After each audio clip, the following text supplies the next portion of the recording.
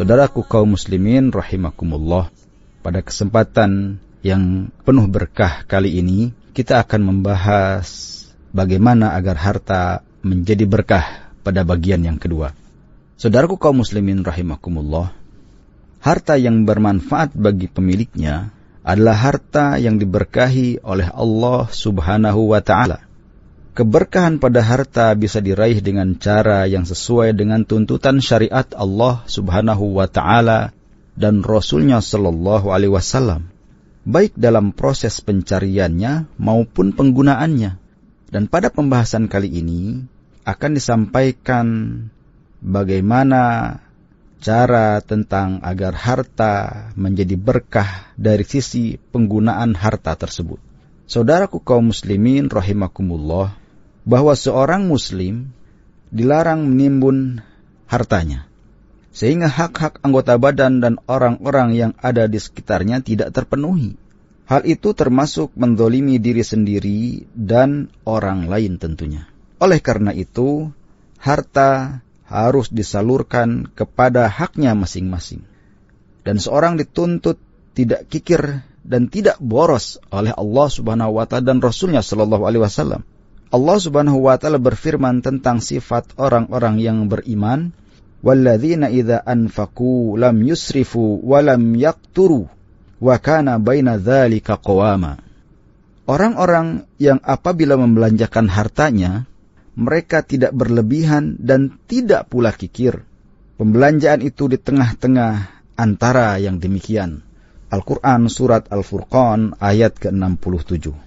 Imam Ibnu Katsir rahimahullah menjelaskan bahwa sifat ibadur rahman atau hamba Allah yang maha pengasih adalah mereka yang tidak berbuat boros ketika membelanjakan harta mereka, yaitu membelanjakannya di luar dengan kebutuhan mereka.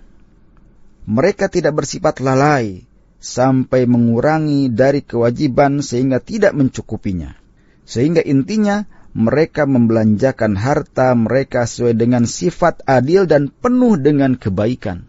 Sikap yang paling baik adalah sifat pertengahan, yaitu tidak terlalu boros dan tidak bersifat kikir. Syekh Abdurrahman bin Nasir As-Sa'di menjelaskan bahwa mereka mengeluarkan harta dalam hal yang wajib, seperti zakat, kafarat, dan nafkah yang wajib yang lainnya. Mengeluarkan harta dalam hal yang patut dikeluarkan, namun tidak sampai menimbulkan mudarat baik bagi diri maupun orang lain. Ayat ini terdapat dalil yang memerintahkan hidup secara hemat. Dan dalam tafsir Al-Jalalain disebutkan bahwa sifat ibadur rahman adalah ketika mereka berinfak pada keluarga mereka tidak berlebihan dan tidak juga pelit. Mereka membelanjakan harta mereka di tengah-tengah keadaan berlebihan dan meremehkan. Saudaraku kaum muslimin rahimakumullah, ayat ini memberikan panduan secara umum sifat seorang mukmin yang pandai menggunakan harta sesuai dengan tuntunan syariah Islam. Untuk lebih jelasnya dalam masalah ini, berikut beberapa hal terkait penggunaan harta yang menyebabkan keberkahan pada harta yang kita miliki. Yang pertama adalah nafkah pada diri sendiri dan keluarga. Hak badan kita dan hak keluarga kita wajib kita penuhi. Harta yang paling baik untuk memenuhi kebutuhan itu adalah harta yang kita peroleh sesuai dengan usaha sendiri, bukan harta orang lain dan bukan hasil kerja keras orang lain. Seorang laki-laki yang mempunyai pekerjaan dan harta, maka hartanya lah yang lebih patut untuk dinafkahkan untuk dirinya sendiri, untuk istrinya dan keluarganya, bukan harta orang lain atau harta negara. Dalam hal ini Rasulullah Sallallahu Alaihi Wasallam bersabda, sesungguhnya tidaklah engkau menginfakkan suatu nafkah, kemudian engkau mengharapkan wajah Allah, kecuali engkau akan mendapatkan pahala dari sisi Allah Subhanahu wa ta'ala. Bahkan nafkah yang engkau berikan kepada istrimu akan mendapatkan pahala di sisi Allah Subhanahu wa ta'ala. Hadis rawahu Bukhari wa Muslim. Apabila orang itu memiliki orang tua yang sangat membutuhkan nafkahnya, maka hartanya layak dinafkahkan kepada orang tuanya, bukan menggantungkan pada saudara dan orang lain. Sehingga Rasulullah Shallallahu Alaihi Wasallam bersabda, dinarun anfaqtahu fi sabilillah, wa dinarun anfaqtahu fi raqabatin, wa dinarun tasaddaqta bihi ala miskinin, wa dinarun anfaqtahu ala ahlika a'zamuha ajran alladzi anfaqtahu ala ahlika. 1 dinar yang kamu nafkahkan di jalan Allah Subhanahu wa taala, 1 dinar yang kamu nafkahkan untuk memerdekakan budak, dan 1 dinar yang kamu berikan kepada orang-orang miskin, dan 1 dinar yang kamu nafkahkan kepada keluarga. Yang paling besar pahalanya adalah yang kau nafkahkan untuk keluarga. Hadis rawahu Muslim. Saudaraku kaum muslimin rahimakumullah. Yang kedua, yaitu belanja hal-hal yang bermanfaat. Harta dapat menjadi berkah dan dapat menjadi fitnah. Hal itu tergantung pada sikap pemiliknya terhadap harta tersebut. Orang yang berlebihan dalam mencintai harta dapat mengantarkannya kepada kerusakan pada dirinya sendiri, baik di dunia terlebih nanti di akhirat. Rasulullah Shallallahu Alaihi Wasallam memperingatkan umatnya tentang fitnah harta tadi. Nabi Muhammad Shallallahu Alaihi Wasallam bersabda, Inna likulli ummatin fitnatun, wa fitnata ummati al-malu. Sesungguhnya kata Nabi Muhammad sallallahu alaihi wasallam, pada setiap umat itu ada fitnahnya masing-masing yang merusak dan menyesatkan mereka, dan fitnah pada umatku ada di dalam harta. Hadis rawahu At-Tirmidzi dan disahihkan oleh Al-Albani.